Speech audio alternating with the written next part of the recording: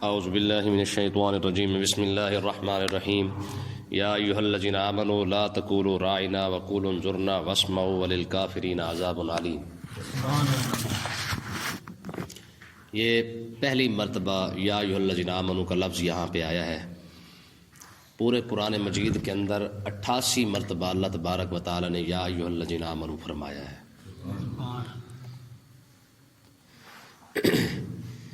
عبداللہ بن مسعود رضی اللہ تعالیٰ عنہ فرماتے ہیں، آپ فرماتے ہیں کہ جب قرآن مجید کے اندر اللہ تبارک و تعالیٰ فرماتا نا یا ایھا الذین آمنوا، اس کا مطلب یہ ہے کہ اللہ تبارک و تعالیٰ ڈائریکٹ اپنے بندے سے خطاب کر رہا ہے۔ سبحان اللہ۔ ٹھیک ہے، تو آپ فرماتے ہیں کہ صاحب ایمان کے لیے اتنی بات ہی بڑی ہے کہ اللہ تبارک و تعالیٰ اس کے ساتھ ڈائریکٹ کلام کرتا ہے کہ یا ایھا الذین آمنوا، فرمایا ایمان والو۔ ٹھیک ہے، حالانکہ یا ایھا المسلمون لفظ بھی ٹھیک تھا، لیکن اس کے باوجود فرمایا نہیں، بندے کو اس کے ایمان کی وجہ سے اللہ تبارک و تعالیٰ نے اس کی تعریف کرتے ہوئے یہ الفاظ استعمال فرمائے ہیں۔ ٹھیک ہے، اور یاد رکھیں حضرت عبداللہ بن مسعود فرماتے ہیں کہ جب یا ایھا الذین آمنوا کا لفظ آ جائے نا تو بندہ اپنے دل، اپنا دماغ، اپنا جسم کو جو ہے وہ ادب کے ساتھ سامنے رکھ کے اللہ کی بارگاہ اقدس میں حاضر ہو جائے، کیونکہ یہ ڈائریکٹ بندہ کے ساتھ بات ہی رب خود کر رہا ہوتا ہے۔ ٹھیک ہے، آگے دیکھیں جی، یہ اللہ تبارک و تعالیٰ نے ارشاد فرمایا یا ایھا الذین آمنوا، فرمایا اے ایمان والو لا تقولوا راعنا، تم راعنا کا لفظ نہ استعمال کرو۔ اب اس آیت کا مطلب پہلے سمجھ لیں۔ صحابہ کرام جب آقا علیہ السلام سے کوئی بات سنتے اور بعض اوقات کچھ سمجھ نہ آتی یا دوبارہ پوچھنا چاہتے نا، تو وہ لفظ استعمال کرتے، کہتے تھے رائنا یا رسول اللہ، یعنی مطلب یہ تھا کہ یا رسول اللہ ہماری رعایت فرما دے، مطلب یہ ہے کہ ہمیں دوبارہ سمجھا دے۔ یہ لفظ رائنا کا مطلب رعایت تھا، صحابہ کرام اکثر اس کو استعمال کر لیتے، لیکن یہی لفظ رائنا کا یہودی جو جب استعمال کرتے تو وہ اس کا معنی غلط لے لیتے۔ لفظ یہی استعمال ہوتا لیکن معنی بدل دیتے۔ جب یہودیوں نے دیکھا کہ صحابہ کرام آقا علیہ السلام کے لیے رائنا کا لفظ استعمال کرتے ہیں، کہ رائنا کا مطلب کیا تھا؟ رعایت کرنا۔ یہودی رائنا، یہودیوں کی لغت کے اندر رائی کہتے تھے چرواہے کو، تو یہ خبیث تو ہے ہی ہے نا، بدبخت۔ انہوں نے یہی لفظ آقا علیہ السلام کے لیے استعمال کرنا شروع کر دیا، یعنی کہتے یہ بھی یہی لفظ تھے رائنا یا رسول اللہ، لیکن مراد کیا لیتے تھے؟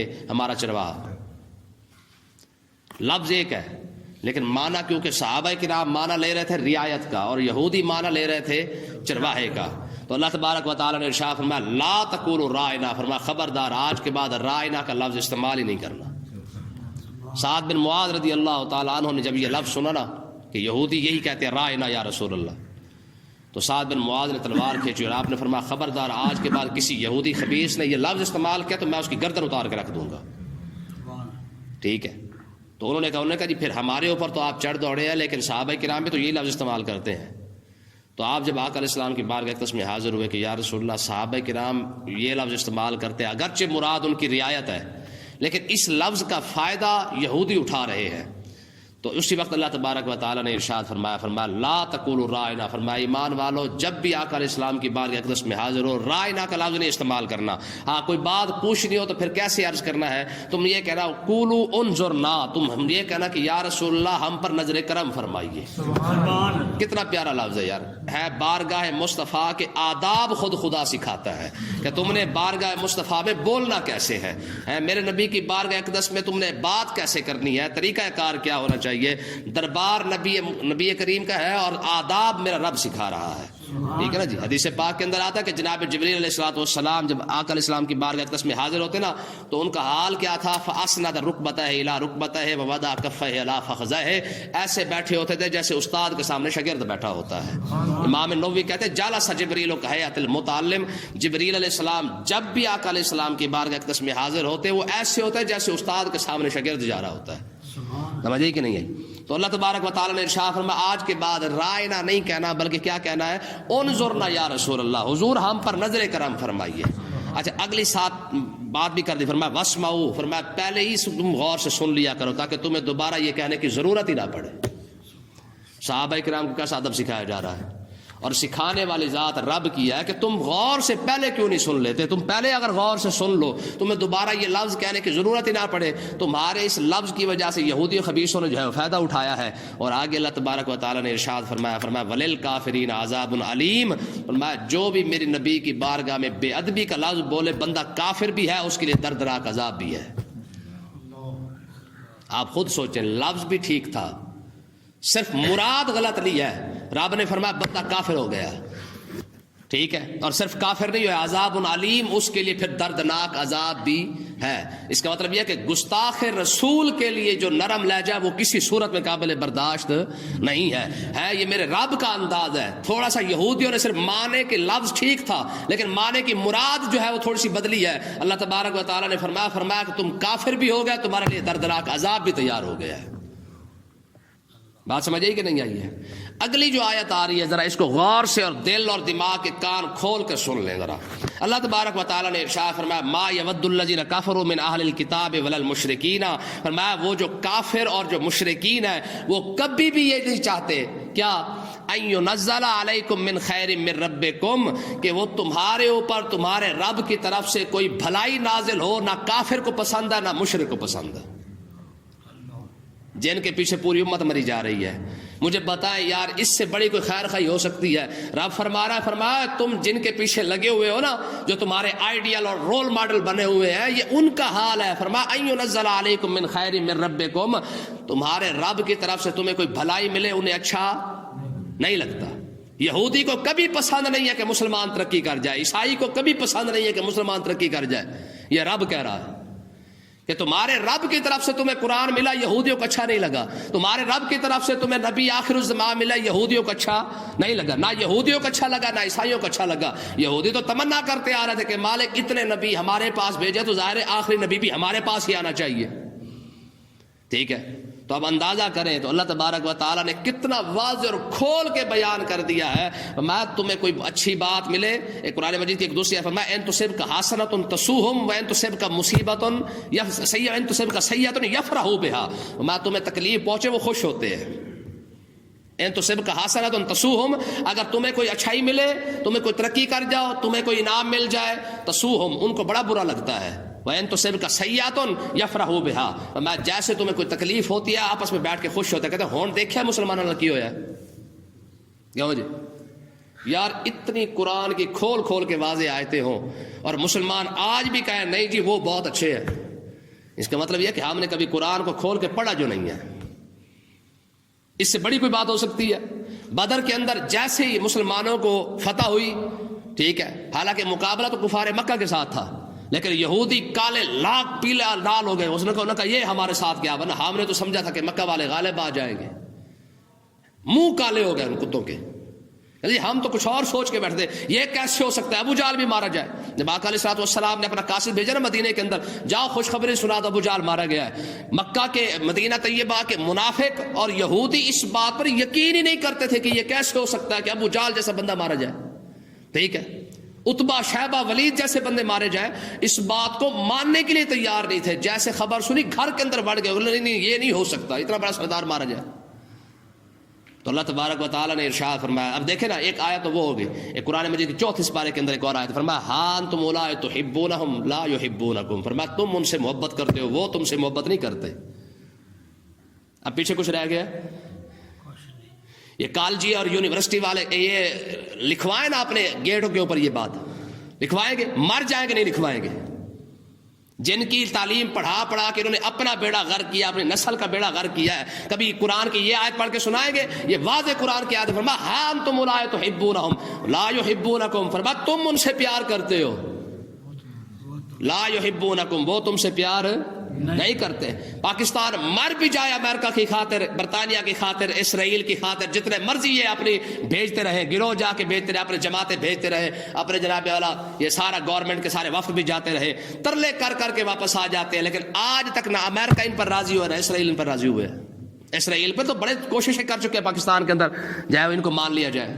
تو رب کا واضح فرمان ہے، فرمایا جتنا مرضی ٹیل کا زور لگا رہو، لن ترضى عنك اليهود ولا النصارى حتى تتبع ملتهم، یہ رب فرما رہا ہے، فرمایا لن ترضى عنك اليهود، فرمایا یہودی تم سے راضی ہوں گے، ولا النصارى نہ عیسائی تم پر راضی ہوں گے، ہاں حتى تتبع ملتهم، ایک ہی طریقہ ان کو راضی کرنے کا، تم خود عیسائی بن جاؤ یہ راضی ہو جائے گا، تم یہودی بن جاؤ یہ راضی ہو جائیں گے۔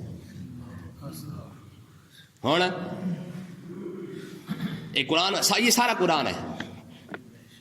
تو اللہ تبارک و تعالیٰ نے ارشاد فرمایا، فرمایا ما یود الذین کفروا من اہل الکتاب ولا المشرکین، فرمایا مشرک اور کافر کبھی بھی نہیں چاہتے کیا، ان ینزل علیکم من خیر من ربکم، تمہیں تمہارے رب کی طرف سے کوئی بھلائی ملے، یہ رب ان کو وارے دیکھیں نا، باپ اگر بیٹے کو کہتا ہے پتر فلانے بندے سے بچ کے رہ، اس میں تیرا فائدہ ہے، ٹھیک ہے، اور پتر کا نہیں ابا تو ویلا فارغ ہو گیا، تینوں کی پتہ جناب اج دے دور دا، تو کیا ہوگا؟ تو رب یار سمجھا رہا ہے مسلمانوں کو کہ تم بندے کے پتر بن جاؤ، یہ تمہارے خیر خواہ نہیں ہے، جب بھی میں تمہیں کوئی نعمت دیتا ہوں ان کو بڑی تکلیف ہوتی ہے، مسلمانوں کو جب بھی فتح ملی ہے سب سے زیادہ تکلیف ان کو ہوئی ہے، اور یہ خود بات رب کر رہا ہے۔ آگے دیکھیں، واللہ یختص برحمتہ من یشاء، یہ تو اللہ کی رحمت ہے، اللہ جسے چاہے عطا فرما دے، جس کے چاہے خاص کر دے، یہ تو رب کی مرضی ہے نا کہ جس کو چاہے نبی بنا دے، یہ تو رب کی مرضی ہے جس کے اندر چاہے اپنے نبی کو بھیج دے۔ یہودیوں کو اس بات کی پیڑ تھی کہ نبی آیا کیوں نہیں ہمارے پاس، تو اللہ نے فرمایا نبی میں نے بھیجنا ہے کہ تمہاری مرضی سے بھیجنا ہے، کیوں جی؟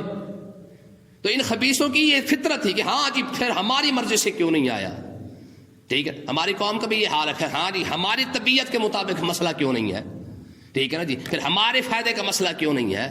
تو اس کا مطلب یہ ہے کہ جو بندہ یہ بات سوچتا نا جی دیکھے نا جی، پھر ہم تو بعض اوقات انسان مسئلہ پوچھتا اس لیے ہے کہ اس میں کوئی نہ کوئی ڈھیل مل جائے۔ پاکستان کا صدر کہہ رہا تھا، ٹھیک ہے، مر گیا، کہتے جی علماء کو چاہیے کہ سود پر نہ کچھ رعایت پیدا کرے، اندازہ کر، سود پر کچھ رعایت پیدا کرے، حالانکہ واحد یہ سود ہے جس کے بارے میں قرآن نے فرمایا فَاحْذَنُوا بِحَرْبٍ مِّنَ اللَّهِ وَرَسُولِهِ، فرمایا جو بندہ سود لیتا ہے وہ رب کے ساتھ اعلان جنگ کر رہا ہے، رب کے ساتھ جنگ کر کے بھی کبھی کوئی جیتا ہے، ٹھیک ہے۔ پاکستان جتنی مرضی ترقی کر جائے اول تو ترقی کر نہیں سکتا، ٹھیک ہے، سوال ہی پیدا نہیں ہوتا، ہاں جب تک سود لے کر بھی کبھی کسی نے ترقی کی ہے۔ آگے دیکھیں جی، واللہ ذو الفضل العظیم، فرمایا رب اپنی رحمت جسے چاہے عطا فرما دے۔ یہودی کون ہوتے یہ بات کرنے والے، ٹھیک ہے نا؟ تو اس کا مطلب یہ ہے کہ ہمیں اپنی طبیعت کو شریعت کے مطابق چلانا چاہیے، نہ کہ شریعت کے مطابق اپنی طبیعت کو جو ہے شریعت کو پیچھے لگا لینا چاہیے۔ جب تک ہم شریعت کے پیچھے چلتے رہیں گے ہمارا فائدہ ہوتا رہے گا، اگر ہم طبیعت کے پیچھے چلیں گے تو ہمارا بیڑا غرق ہو جائے گا۔ تو اللہ تبارک و تعالیٰ نے فرمایا واللہ ذو الفضل العظیم، اللہ تبارک و تعالیٰ فضل والا ہے، احسان والا ہے، وہ جس کو چاہے اس پر احسان فرما دے، یہ تو اس کی مرضی ہے، جس کو مرضی چاہے نبی بنائے، جس کو مرضی چاہے قرآن عطا فرمائے، تم کون ہوتے ہو اعتراض کرنے والے؟ آگے دیکھیں جی، ما ننسخ من آیات، جب ہم کوئی آیت منسوخ کرتے ہیں، او ننسہا، یا ہم بھلا دیں، نات بخیر منہا او مثلہا، یا تو ہم اس کے برابر لے آتے ہیں یا اس سے بھی افضل لے کے آتے ہیں، ٹھیک ہے۔ الم تعلم ان اللہ علی کل شیء قدیر، کیا تم اس بات کی خبر نہیں ہے کہ رب جو چاہتا ہے وہ قادر ہے، کرتا ہے؟ اس مسئلے کو سمجھ لیں۔ بعض اوقات ہوتا یہ ہے، قرآن کی نہ کوئی آیت نازل ہوتی، ٹھیک ہے، وہ کچھ مدت کے لیے ہوتی تھی، یعنی کوئی حکم اس دور کے لیے جو ضروری تھا اللہ تبارک و تعالیٰ وہ حکم عطا فرما دیتا، جب اس کی ضرورت نہ پڑتی وہ حکم ختم کر دیا جاتا۔ مثال کے طور پر دیکھیں، شروع کے اندر نماز پڑھتے ہوئے شراب پینے کی ممانعت تھی، یعنی تم شراب پی کر نماز پڑھنے نہ ہو، ٹھیک ہے، صرف اتنی بات کی پابندی تھی کہ تم نے نماز پڑھنی ہے لیکن شراب پی کر نہیں پڑھنی۔ اب یہ اس دور کی بات تھی جب صحابہ کرام جو ہے وہ، یا مکہ والے کفار مکہ جو تھے وہ اس بات کے عادی ہو چکے تھے۔ آہستہ آہستہ جس طرح مسلمان اس بات کو سمجھتے کہ ابھی یار اب جو ہے وہ اس شراب اپنا پی کے نماز نہیں پڑھنی ہے، جب وقت گزرتا گیا اور بعد میں پھر جب ضرورت آئی تو دیکھا تو اب پھر شراب پر مکمل ہی پابندی لگا دی گئی۔ اسی طریقے سے پہلے نماز کے اندر بولنا، حال حوال کرنا جائز تھا، ٹھیک ہے، یعنی نماز پڑھتے ہوئے کہہ لیتے سنا پھر خیر ہے، ٹھیک ہے، کر لیتے تھے۔ تو آہستہ آہستہ جب دیکھا کہ اب نماز کی عادت بن چکی ہے، نماز کو سمجھ چکے ہیں، پھر پابندی لگا دی گئی کہ بس بھائی آج کے بعد نماز میں گپ شپ نہیں لگانی ہے۔ تو مقصد یہ ہے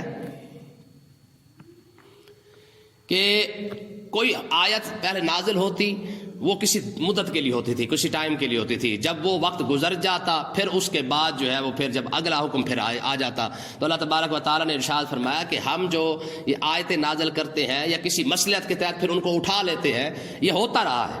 ٹھیک ہے نا. یہودیوں کو اس بار پر اعتراض تھا، وہ کہتے ہیں ہاں جی جس طرح تورات اکٹھی آئی ہے تو آپ کی کتاب اکٹھی آ جاتی. پھر یہ کون سا طریقہ ہوا جی ایک آیت پہلے بھیج دیتے ہیں، بعد میں وہ آیت ختم کر دی جاتی ہے، دوسری پھر آ جاتی ہے، تو پہلے بھیجتے ہی نہ.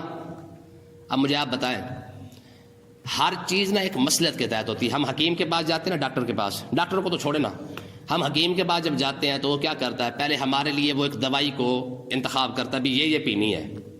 جب ہم 10 دن کے بعد جاتے ہیں تو وہ اس دوائی کو دیکھ کر، ہماری طبیعت کو دیکھ کر دوائی کے اندر پھر تھوڑی سی تبدیلی کر دیتا ہے.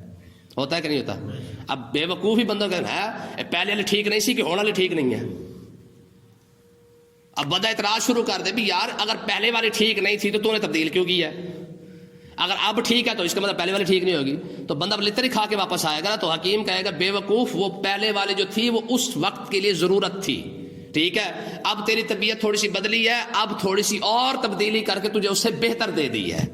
ہوتا ہے کہ نہیں ہوتا؟ تو اللہ تبارک و تعالیٰ نے ارشاد فرمایا ہم کوئی آیت جب نازل کرتے ہیں، پہلے جب آیت کوئی نازل ہوتی تھی تو کیا ہوتا، یا تو آیت اللہ تبارک و تعالیٰ جب اٹھانا چاہتا وہ تلاوت ہی اٹھا لیتا، یعنی قرآن کی آیت ہی قرآن سے اٹھا لی جاتی تھی. ٹھیک ہے نا. ایک رات ایسا ہوا کہ ایک صحابی جو ہے وہ رات کو کھڑے ہوئے، ان کی عادت تھی کوئی سورت پڑھنے کی. جب وہ رات کو سورت پڑھنے لگے نا تو انہوں نے الحمد شریف پڑھی، بسم اللہ شریف پڑھی، آگے سورت ہی نہ آئے. یاد کر کر کے تھک گئے، ان کو آئی نہ. صبح اٹھے، انہوں نے 2-3 بندوں سے کہا یار رات نہ میں نے ایک سورت پڑھنے کی کوشش کی، وہ فلانی سورت تھی، مجھے یاد نہیں آ رہی. سب نے کہا ہمیں بھی یاد نہیں آ رہی. تو سارے کے سارے صحابہ کرام آقا علیہ السلام کی بارگاہ اقدس میں حاضر ہو گئے کہ یا رسول اللہ رات یہ عجیب واقعہ بنا ہے کہ جناب ہم وہ رات ایک سورت پڑھنے لگے ہیں، وہ سورت ہی ہمیں یاد نہیں آ رہی. آقا علیہ السلام نے ارشاد فرمایا رات وہ سورت اللہ تبارک و تعالیٰ نے اٹھا لی ہے. کہا جی پھر صفحوں پر تو لکھی ہوگی. حضور نے ارشاد فرمایا وہ جہاں پہ لکھی ہوئی تھی وہاں سے اٹھا لی گئی ہے، اب اس کے برابر میں کوئی اور حکم آ جائے گا. ٹھیک ہے نا جی. تو اللہ تبارک و تعالیٰ نے ارشاد فرمایا جب ہم کوئی آیت ما ننسخ من آیات، جب ہم کسی آیت کو منسوخ کر دیتے ہیں، او ننسہا یا ہم بھلا دیتے ہیں، یعنی لوگوں کے ذہن سے نکلوا دیتے ہیں، نات بخیر منہا یا تو اس سے بہتر لے آتے ہیں، او مثلہا یا اس جیسی اور لے آتے ہیں. الم تعلم، اور تم کون ہوتے ہو یہ بات کرنے والے؟ ٹھیک ہے، کیا تمہیں اس بات کی خبر نہیں ہے ان اللہ علی کل شیء قدیر، رب ہر شے پر قادر ہے، جیسے مرضی چاہے کرے. تم کون ہوتے یہ اعتراض کرنے والے؟ ٹھیک ہے نا جی. الم تعلم ان اللہ لہ ملک السماوات والارض، وما تمہیں اس بات کی خبر نہیں ہے کہ اللہ تبارک و تعالیٰ آسمان اور زمین کی بادشاہی تو اسی کے پاس ہے. ما لکم من دون اللہ من ولی ولا نصیر، اللہ کے سوا نہ تو تمہارا کوئی مددگار ہے، نہ ہی اللہ کے سوا تمہارا کوئی دوست ہے. آج تم اعتراض کر رہے ہو جی فلانی آیت کیوں اٹھا لی گئی، فلانا حکم کیوں اٹھا لیا گیا ہے. فرمایا کہ یہ یاد رکھو رب بھی ہے جس نے تمہاری مدد کرنی ہے، رب بھی ہے جو تمہارا ساتھی ہے. آج تم شریعت پر ان کا اعتراض کر رہے ہو، آیت کو ختم کرنے والا بھی رب ہے، آیت کو بھیجنے والا بھی رب ہے، تمہارا اس میں کون سا لینی دینی ہے؟ بات سمجھ آئی کہ نہیں آئی ہے؟ تو یہ آیتیں یہود کے اعتراضات پر نازل ہوئی ہیں. اللہ تعالیٰ سمجھنے کی توفیق عطا فرمائے.